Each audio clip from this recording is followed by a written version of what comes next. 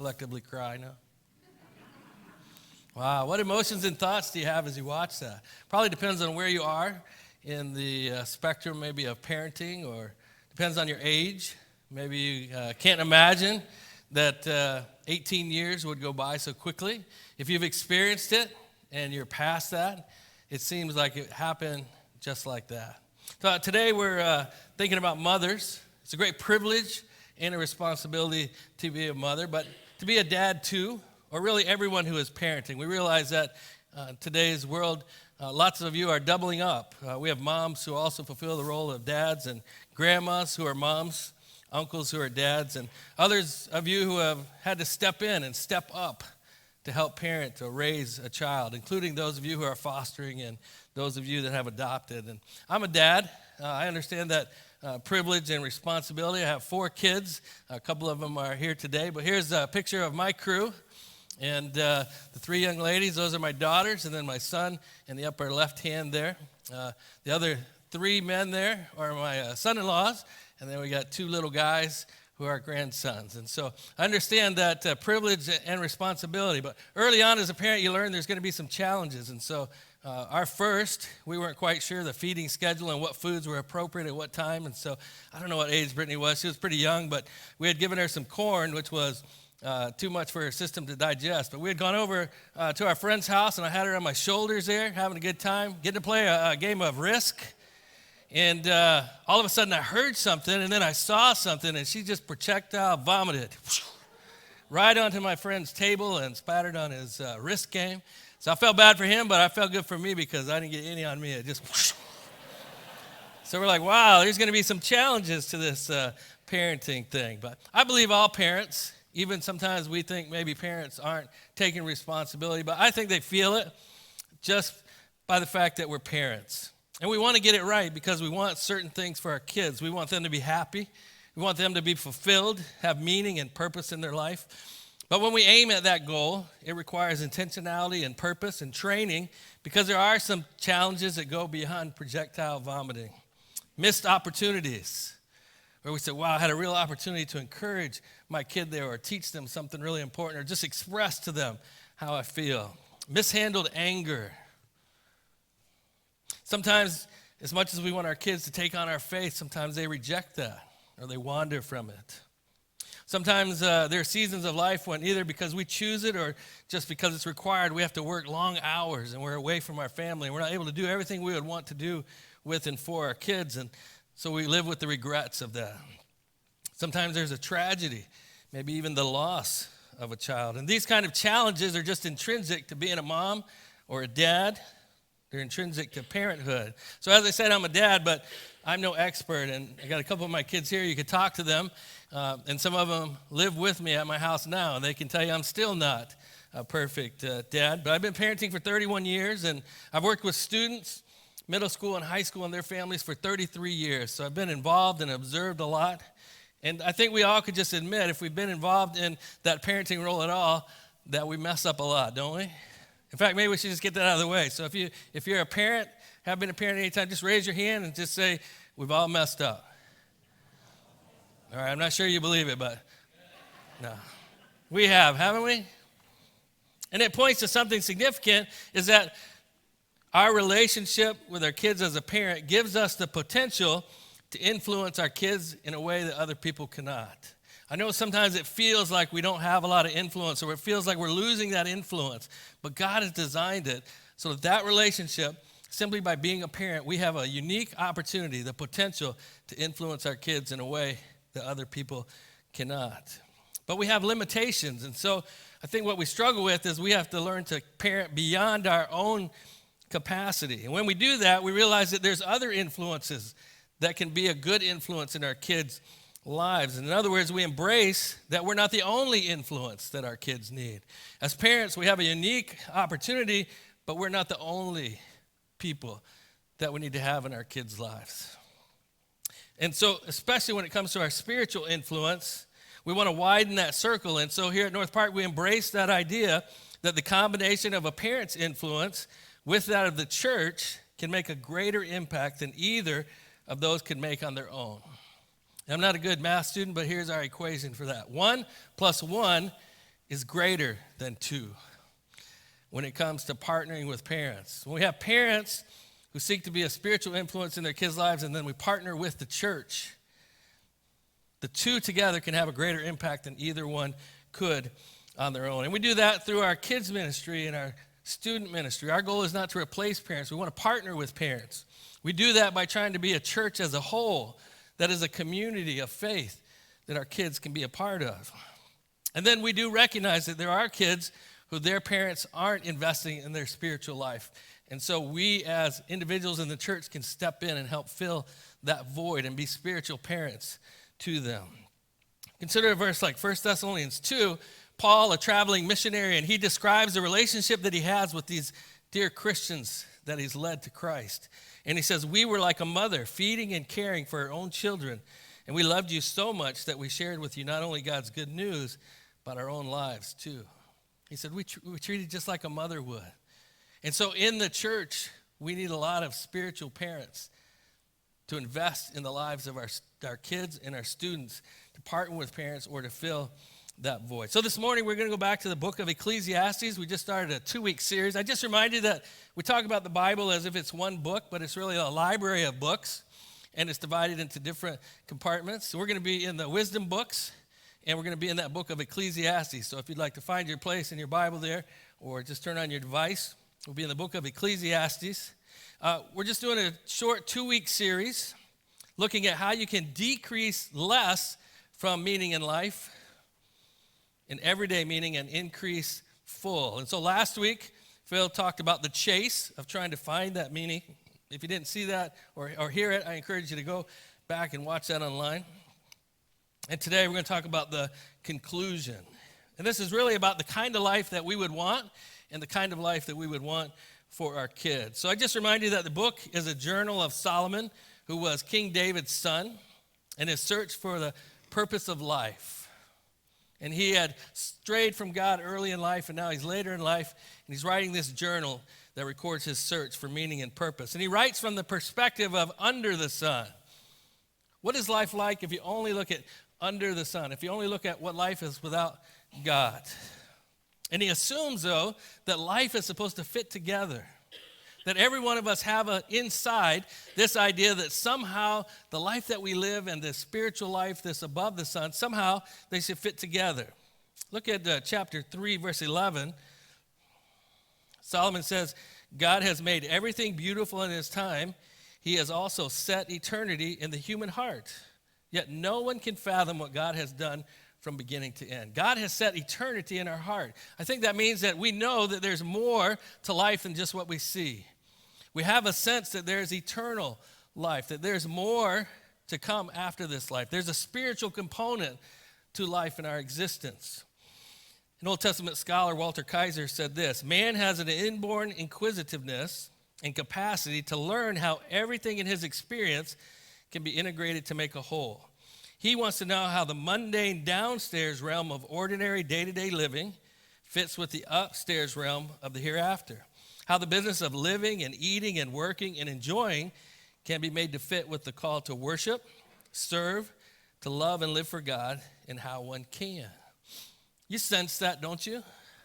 That's why we search out so many different things, trying to find happiness and fulfillment and meaning and purpose. It's because God put that in our hearts. And so Solomon writes with the idea that life is supposed to fit together. But in the end, life without God under the sun is meaningless. That's one of his conclusions. And Phil helped us understand last week that that word meaningless means it's nothing, it's empty, it's useless, of no value. And Solomon says it's like chasing the wind. It's like effort with no result. To strive after something diligently but not acquire it. It's not like chasing a piece of paper in the wind. You know, hey, drop something. I usually admire a parking lot, and it keeps blowing away from you, and you're just chasing it across, right? Eventually, you might be able to catch that piece of paper. It's not like chasing something in the wind. It's like chasing the wind itself. An impossibility. Meaningless. And so what I see in his conclusion at the end of the book that we're going to look at as we think about mothers and parenting and all of us as a church family investing in our kids, I see 3 principles that every kid needs to learn from caring adults. And that's what I'd like to share with you today. The first one is this. We need to teach our kids to live enthusiastically. Enthusiastically. So we're going to be in chapter 11. That's where we're going to start, and verse 9. Ecclesiastes 11 and verse 9. There Solomon says, "You who are young, be happy while you are young, and let your heart give you joy in the days of your youth. Follow the ways of your heart and whatever your eyes see." God commands the young to enjoy the gift of life that God has given them.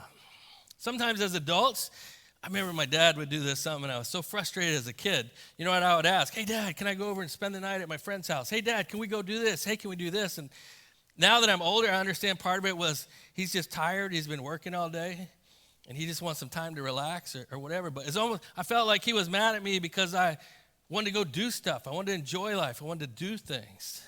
I think Solomon's saying, hey, we need to teach our young people, our kids, to enjoy life, to be enthusiastic about it. If we turn to chapter 5, verses 18 and 19, he wrote a little bit about that in a different section. Chapter 5, he said, "This is what I observed to be good, that it's appropriate for a person to eat." And I just stop right there. It's appropriate for us to eat. Oh, but to drink, to find satisfaction in their toilsome labor under the sun during the few days of life that God has given them, for this is their lot. Verse 19, "Moreover, when God gives someone wealth and possessions and the ability to enjoy them, to accept their lot and be happy in their toil, this is what? A gift from God."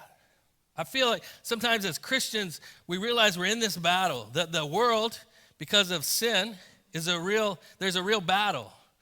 And there are people who are pushing the wrong message and wrong influences. If we're not careful, we just want to retreat as Christians, and we should never enjoy any of God's gifts. And Solomon's saying one of the things that you do see in life is that God has given us many good gifts, and they're to be enjoyed. And it's not a personality thing. This isn't just for extroverts. Introvert, extrovert, life should be appreciated, and it should be enjoyed. And you should do that while you're young, he says, when you have energy and health and innocence. We need to help our kids understand it's a matter of stewardship, that our life that we have is a gift from God. It's not just younger people, though. You don't have to turn there, but in 11, verse 8, it says, "However many years anyone may live, let them enjoy them all." But it does get harder the older that you are, as we'll see before we're done. Remember the Garden of Eden? Those of you who are familiar with that, or you can read about it in the book of Genesis. God created the Garden of Eden, and he brought Adam and Eve, and he said, "Let me give you a long list of rules." He didn't do that at all. You know what he said? Enjoy it all. Eat from any tree that you want, anything that you see, anything you want to do, except these two trees. Just don't touch those two. But the rest of it, enjoy it. And we know that sin has impacted our world, and so things are tainted. But there's still a sense in which we are to enjoy life as a gift from God. We're to enjoy his good gifts. And so kids and teenagers, notice he says there, "Follow the ways of your heart, whatever your eyes see to do." So go for it. Just go for it. And now all the adults are getting a little nervous, so we better go to point 2. Because he does say live enthusiastically, but he also says live responsibly. Responsibly. The rest of verse 9, chapter 11 says, "Follow the ways of your heart and whatever your eyes see, but know that for all these things God will bring you into judgment." And here I think we get some insight for this idea that we have, that the teen years and young adult years, adolescence in general, is inevitably a time when kids are just going to rebel and sow their wild oats. And there's not really anything we can do as parents and adults. We try to just hang on and survive. I think they will do that if that's what we communicate. But I think God gives us a different picture here. You say, well, they can't really be responsible and make good decisions. God says they can. And in my 31 years of parenting and in 33 years of working with students, I've seen them do it. And so we need to teach them, go for it, be enthusiastic. But at the same time, be responsible. Now, some of you, when you think about teenagers, you might feel like Mark Twain. Mark Twain said, when they turn 12, find a barrel like this with a hole in it and put the kid inside it. Put the lid on and feed them and give them something to drink through the hole. And then when they turn 16, plug the hole. So, all you teenagers, raise your hand. We don't feel that way. Mark Twain felt that way. So we need to enjoy our kids and our teenagers and not see this as some inevitable thing that we have to survive. God is doing something in the teen years. He's helping our kids form a worldview. He's helping them to start moving towards independence so they don't live in your house all of their life. That's part of their stretching and learning to think and pushing out. Look at what he says there. He says, know these things. The word know means that it should be an active part of your life. It's like to have a mental radar. So we need to help our kids have this mental radar that as I go and do whatever I'm going to do, God's going to hold me responsible. For what? For these things. The things that I'm going to go and do. And he's also going to hold me responsible for why I do them. At the end of the book, he gives us his full conclusion. Chapter 12, verses 13 and 14. And here's what he says. Now all has been heard. Here's the conclusion of the whole matter. Fear God and keep his commandments, for this is the duty of all mankind. For God will bring every deed into judgment, including every hidden thing, whether it is good or evil. Our culture today really has gone to the place where they say, there's not right or wrong in what you do. It just matters what your intention is. Do you intend for it to be something good or bad? Solomon says there is a right and a wrong, and there's a God who's going to judge us. Every visible thing that we do or say, and every hidden thing that nobody sees, we're going to be held responsible for it. God is going to judge us for that. And this is the above the sun perspective. Without this perspective, we all have different ideas about what is right and wrong or what the meaning of life is.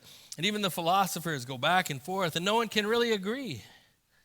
There's really no meaning and purpose that we can confidently see or hold on to. But now we get the above the sun perspective, and there's God. And God says, I created this world for you to enjoy, but you're going to be held responsible for what you do and how you do it, because it matters to God. Now, some of you are thinking, especially those teenagers, well, doesn't this cancel out the whole idea of living enthusiastically and doing whatever I want to do? Now you're telling me I can't do it because God is going to hold me responsible for it.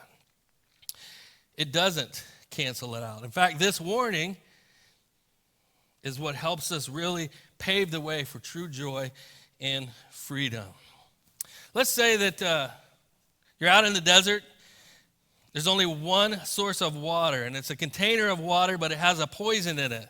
And there's directions with it that say you need to pour the water through a strainer, and the strainer will take out all of the poison that will kill you or hurt you, and then the water will be pure, and then you can drink the water. Would you say that the strainer is a good thing or a bad thing? It's a good thing, right? It's only straining out the stuff that will hurt you. It's not straining out what's going to give you life. Too often we see God and his commandments as something that hurts us rather than gives us life. And I think this is what he's pointing to. Look at Psalm 119 and verse 45. The psalmist says there, I'm going to walk in freedom. We're all like, yes, freedom. That's what I want. How do I get that? I've devoted myself to your, God's, commandments. A lot of times that doesn't register for us. He's saying the way to true freedom and joy is to do it God's way. I love this quote from Alexander McLaren, and that's where we got the idea of the strainer. He says, this idea that we need to live responsibly, that's not the thought that kills, but it's the thought that purifies and ennobles. It will kill nothing that deserves to live. It will take no real joy out of a person's life. It will only strain out the poison that will kill you. Adults, do you believe that today? That's so important to help our kids understand. That if God is asking us to do something, it's because he cares about us and it's for our good. It reminded me, a lot of years ago, I read about a car theft in California. And the car was being chased by police, and it was on the news, and there was all this attention given to this car that had been stolen. And it was like, well, why all this attention just to this one car? And what had happened was A guy had bought some crackers, and he had put poison in the crackers, and he was going to use it in his rat trap when he got home, and he put it on the front seat of his car. And while he was getting gas, someone stole his car. So when he called the police, he said, there's some crackers on the front seat that are laced with poison. If whoever stole it eats those crackers, they could possibly die. And so the police were chasing him in order to catch him and save his life. But he thought, they're trying to catch me because I've done something wrong and they want to harm me. And that's a good picture. God chases after us because he wants to save our life, and he gives us a way of life that is best. But sometimes we run away from him because we think, I'm going to have to give up so much joy and freedom. And he's saying, no, I'm chasing you because I want to give you life. And that's what Solomon is saying. Go and live enthusiastically, but also live responsibly. And this leads us to really examine, who is God and what is he like? God loves us and he wants what's best for us. So that seems really important, but that seems really hard to do, doesn't it? To go for it, but at the same time be responsible. So how are we going to teach our kids to do this? The last principle that I see is that we have to help our kids live decisively. Live decisively. Chapter 12 and verse 1, verse that many of us are familiar with. It says, remember your Creator in the days of your youth. Now this word remember isn't just like, oh yeah, I remember that now. God's my Creator. It's a word that means to act on behalf of somebody, to act decisively.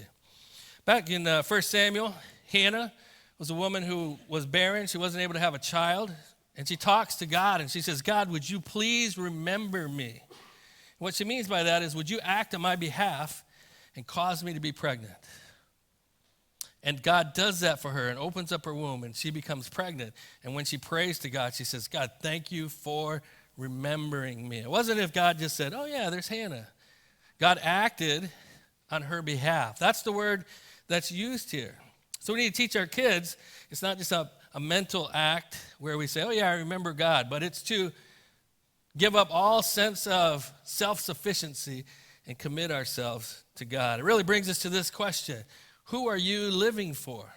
Who are you going to live your life for? Because we have to make a clear choice to respond to our Creator and his purposes. When he says, remember your Creator, he's saying, remember that God is the creator of everything.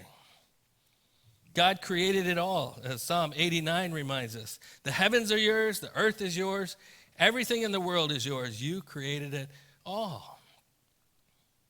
It didn't happen by chance. We didn't evolve. There is meaning and purpose in the world because God created it all. He has a purpose and a design, and the question for us is, will you pursue it? Or are you going to ignore that purpose and design? Are you going to do it now? Are you going to do it as a child? Are you going to do it as a teenager? Or are you going to do it as an adult? It says, remember your Creator. And so, adults, I just challenge us to think about, who are we really living for? And when our kids watch us and they listen to what we say and they see where we put our time and our emphasis and how we spend our money and what's really important to us, do they see that we are remembering our Creator, that that's who we are living for? Or do they see that we are living for ourselves or material possessions or pride or whatever else it may be? To remember your Creator also is to remember that God is the creator of you. Some verses in Psalm 139 that are amazing, where he says, you made all the delicate inner parts of my body and knit me together in my mother's womb. Thank you for making me so wonderfully complex. My wife often said that I was wonderfully complex. But we are all wonderfully complex. Your workmanship, God, is marvelous. How well I know it. You watched me as I was being formed in utter seclusion, as I was woven together in the dark of the womb. You saw me before I was born. Every day my life was recorded in your book, and every moment was laid out before a single day had passed. That's how intimately involved God is in every baby that is formed in the womb. God has a purpose and a design for you, even if you feel like you're an accident, or people tell you you're an accident, or whether you feel comfortable with who you are and what you look like and your personality and your particular struggles. We've got some controversial issues that we're wrestling with in our culture, important topics that require an above-the-sun perspective. When it comes to the issue of abortion, and is a baby a life to be protected, or is it the choice of someone else to end the life of that baby? It comes back to remembering that there's a creator of that life. And we need to help our kids have this foundational building block in their life and in their thinking that God is creator, because it has so many implications. When it comes to the transgender issues and how I feel about whether I as a person match who I am biologically, as we seek the answers to that, it comes back to there's a creator who has determined whether you're a male or a female. And there's a lot of issues surrounding that, but that has to be our starting place. If there's a creator who is ultimately, intimately involved in every baby who is made and every person who is born, then that's significant. It's a part of remembering our creator, even as we sensitively and compassionately work through those issues, because they can all have certain nuances that are very complicated. Sexual orientation, the same thing. So we need to give our kids this foundational building block to remember your creator. There's a design and a purpose. And as we wrestle with these complicated issues sometimes, or just black and white issues even, it comes back to, are we fulfilling the creator's purpose and design? Lastly, to remember the creator is to remember that the creator also wants to be our father. We are all God's creation, but we are not all God's children. In John chapter 1, we read, "But to all who believed in him, Jesus, and accepted him, he gave the right to become the children of God." So God has created us that we might be with him. But our sin, our wanting to do it our own way, our falling short of God's standards, separates us from God. And we try all different things to remove the guilt and the sin, but our good deeds ultimately, or any religion, can't remove the guilt and the sin. And so paying the price, Jesus entered into our sin.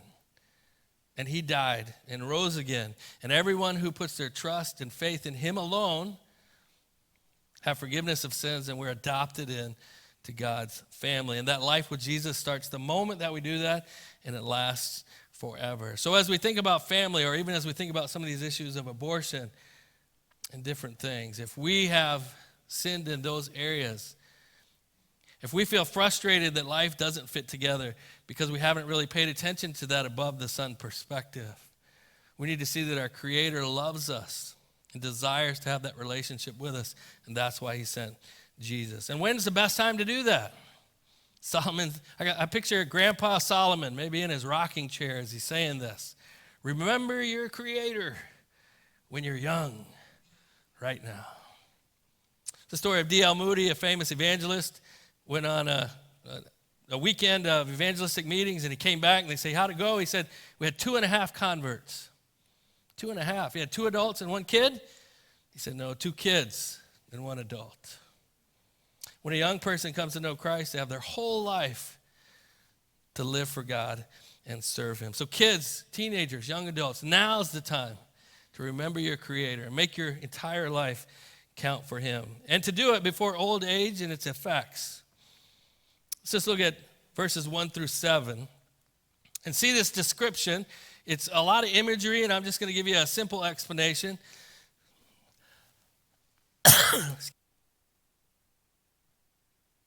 He says, remember your Creator in the days of your youth, before the days of trouble come, and the years approach when you will say, I have no pleasure in them. Before the sun and the light and the moon and the stars grow dark.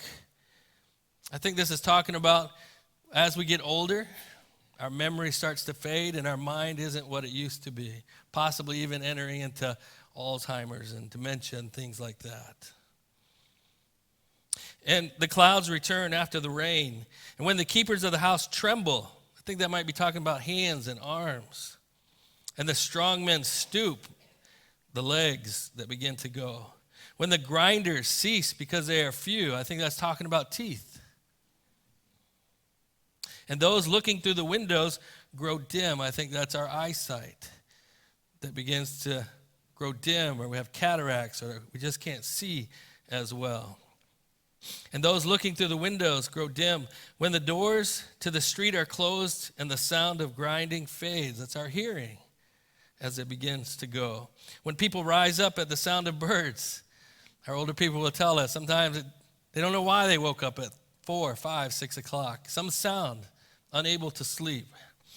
But all their songs grow faint. And when people are afraid of heights and dangers, some of you are older, remember the days when nothing was made you afraid. No challenge, something as simple as walking across a log over a stream or some other activity, and now you are so careful as you walk to be sure not to fall. When the almond trees blossom, in my reading, the almond trees are gray. So that's the older person's hair. And the grasshopper drags itself along, unable to move. It's very difficult to walk and to get around. And desire is no longer stirred. That's there about sexual desire. Then people go to their eternal home, and mourners go about the streets. Eventually, life ends. And then he kind of returns back to his original thought. Remember him before the silver spring and the wheel broken at the well, and the dust returns to the ground that it came from, and the spirit returns to God who gave it. I think I might just be talking about our minds or our heart, those vital organs that end. And so Solomon says not to be depressing, but he says this is the natural order of things. As you get older, your mind will be affected, your body will be affected, and eventually there'll come a time when your life is over. So now, while you're young, when you have energy, enthusiasm, and innocence, now is the time to remember your Creator. And I do want to just pause there. As I describe that, some of you who are older, you know those struggles. I want you to know that what Solomon is saying, or what he's not saying, he's not saying that older people are useless or of no value. And if you are older, I want you to know we love you, and we need you. And we're so thankful that you're here. We need your wisdom. We need your guidance. And we need your example of having walked with God all these years. But I think if you'll talk to those older people, they would say the same thing as Grandpa Solomon. Now, while you're young, is the time to remember your Creator. And so this is what we want our kids to know most, right? We want to teach them about sports. We want to teach them about literature. We want them to be involved in plays, and we want them to learn about a lot of things. And as parents, we're going to teach them about those things. But most of all, parents and caring adults, we want our kids to know, live enthusiastically, live responsibly, and live decisively. I just encourage you this morning, aim at the right target. And then as Reggie Joyner and Carrie Newhoff have reminded us in this book, Parenting Beyond Your Capacity, is a great book on parenting. I would recommend it. Let's make sure we don't make it too complicated. If you leave today feeling like you need to make more lists, you got to get more organized, you got to work a lot harder and try to never make mistakes, then you'll have missed what we were trying to emphasize. Being a parent or being an adult who invests in a kid is more about the relationship that you have than the skills you develop. So should we work at certain skills? Yes. But most of all, it's the relationship that you have. And so raising and reaching the next generation is beyond our individual capacity. We need other people, and we certainly need God. But I want to leave you with this. There's two different ways that you could view this parenting. One is that of a picture, and the other is that of a book. This is a stock picture, and in it, they've put different pictures of family. I know you can't see them all, but what we do a lot of times is we look at these pictures, or we look on social media, or we talk to other people, or we read a book and go to a seminar, and we go, wow, they have the perfect family. If we're not careful, we even get that idea here at church. This is what a family looks like. They're always smiling. They're also beautiful. The kids are always well behaved. The husband and wife seem to agree on every parenting issue. They get to go to fun places on vacation. Wow, if my family was only like that. Or we can view it as a book that says, my goal is not to be that picture because that's not reality. Sometimes parents struggle. Sometimes there's a job loss. Sometimes there's a kid who struggles with a particular issue at school, and it requires lots of extra effort. Sometimes mom and dad can get to a point where they're not really communicating and have to go to counseling. Sometimes there's an addiction. Lots of different things that come into our family life that make it not what we would think it is there. But what if it's a book, and it's a book that God is writing a story through your family? See, I believe that God doesn't want to give us a better picture. He doesn't want us to keep looking at that and going like, if only my family was like that. If only mom and dad were both there. If divorce hadn't happened. If only my kid could act more like that kid. If only my family could be like that family. I don't think that's what he wants. I think that he wants us to see that he wants to write a bigger story. And I think you see that in Scripture as well, that God uses families to show the world who he is and how much he loves people, to display his heart to every generation. God uses broken people, not perfect families, to tell his story. And so as we close, I just want to ask you this. Instead of always thinking, if I could just have a better picture, if I could only meet up to whatever I think that perfect family is, what if you invited God into your story, as broken and as messed up as it is? And you just said, God, whatever you want to do in my heart, I'm going to cooperate with you so that my kids and other people can get a firsthand view of your goodness and your greatness. Look at this quote from the book, Parenting Beyond Your Capacity. God is at work telling a story of restoration and redemption through your family. No matter what your family looks like or how limited your capacity might be, you can cooperate with whatever God desires to do in your heart, so your children will have a front row seat to the greatness and the goodness of God. God doesn't want to give you a better picture. He wants to write a bigger story where he's involved, taking the mess, taking all of our imperfections and our inability to do it ourselves, and tell a story of his grace. And I've got a lot of faith in the next generation if God doesn't come back. Kids and teenagers, I know that you can carry this faith forward. Adults, let's make sure we give them a faith that's worth living for, and one where it decreases the less in the meaning of life and it increases the more. Let's close in prayer. God, thank you for your grace and your mercy. I thank you for those who are moms and parents. And I thank you for every caring adult who wants to make a difference in the lives of kids. God, today, help us not to overcomplicate it. May we put our faith and trust in you.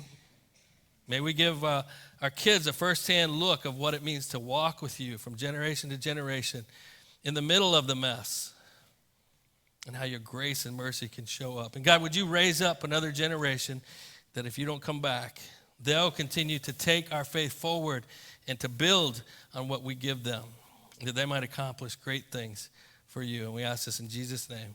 Amen.